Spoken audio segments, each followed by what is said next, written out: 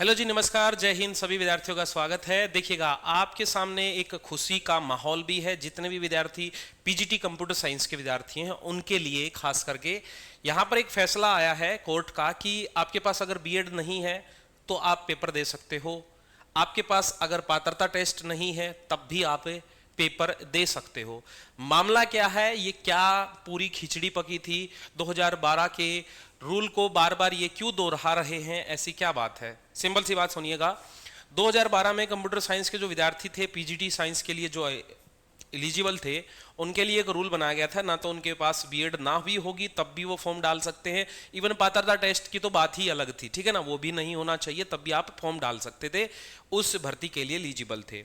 2023 में इन्होंने एक नोटिफिकेशन जारी किया था जिसमें इन्होंने लिखा कि बीएड होनी चाहिए, साथ ही साथ एकदम से इन्होंने नोटिस जारी किया बीएड होनी चाहिए और 50% क्या होना चाहिए, आपके पास ग्रेजुएशन में मार्क्स होने चाहिए, यानी बीएड में 50% प्लस होना चाहिए, आपका स्कोर होना चाहिए।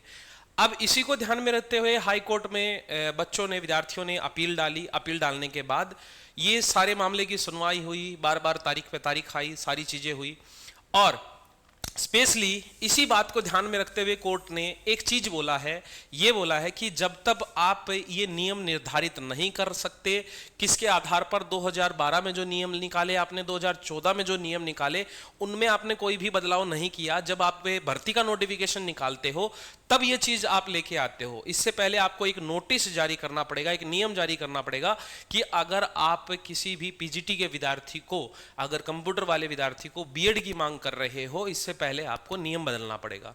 नियम बदला नहीं, तो नियम ना बदलने की वजह से फिर ये भर्ती को रोक लग गई थी। 2023 में जो नोटिफिकेशन, जो मेवात केडर और अपना ये जनरल हरियाणा की जो वैकेंसी आती है, इनकी मैं चर्चा कर रहा हूं।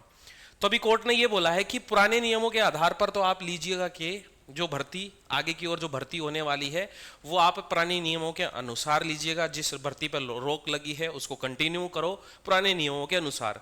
लेकिन आप 2012 और 2014 वाले नियम अगर आप बदल देते हो, कोई बदलाव कर देते हो, तब हम उस भर्ती के बारे में सोच सकते हैं। देखिएगा, दोनों तरफ की बात की। यहाँ कोर्ट ने यह भी बोला कि भर्ती को जारी रखो भाई, ये 2012 के नियमों के अनुसार अभ्यर्थियों को जो योग्यता दी गई थी, वहां पर जो योग्य था उन्हीं को क्या कर दिया जाए, कंटिन्यू रखा जाए। लेकिन बाद में अगर इस वर्डिक्ट पूरे का पूरे मामले को, पूरे केस को हम ये सुनते हैं तो बाद में पता लगता है कोर्ट ने दोनों तरफा ही बात कर दी। बोल देता है कि यदि कोर्ट के तय करेगी कि योग्यता की जो मानक सही है नहीं थे, यह याचिका उम्मीदवारों की नियुक्ति रद्द भी कर सकती है। कहने का मतलब, अगर इन नियमों में कुछ पहले से ही अगर वो बदलाव करते हैं, यानी कोई भी नोटिफिकेशन जारी करने से पहले अगर ये बदलाव कर देते हैं, तो कोर्ट वहां पर क्या है, अभ्यर्थियों की क्या है, नियुक्ति पर रद्द भी कर देगी। कहने का मतलब यहां पर कोर्ट ने दोनों तरफ की बात कर दी, यानी आप भर्ती को भी जारी रखिएगा, जो पुराने नियम पे उसी पर जारी रखिएगा, लेकिन आप अगर 2012 और 14 वाले नियम बदल देते हो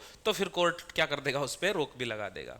तो सीधी सीधी बात कोर्ट ने यह बोला है कि जब भी आप कोई भर्ती लेके आओ, कम से कम पहले आप अपना नोटिफिकेशन जो आप निकालो, उससे पहले नियम को अच्छे तरह से संशोधित कर लो, तब जाके आप नोटिफिकेशन जारी करिए ना, ठीक है।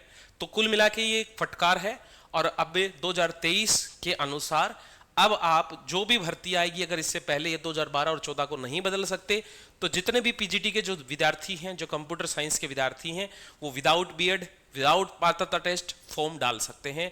यही वो जानकारी थी जिसकी चर्चा आजकल न्यूज़पेपर, कल आपको न्यूज़पेपर में मिल जाएगी, ग्रुपों में भी यही फैल रहा है, ठीक है। मिलते हैं, बाय बाय, टेक केयर, ध्यान रखना।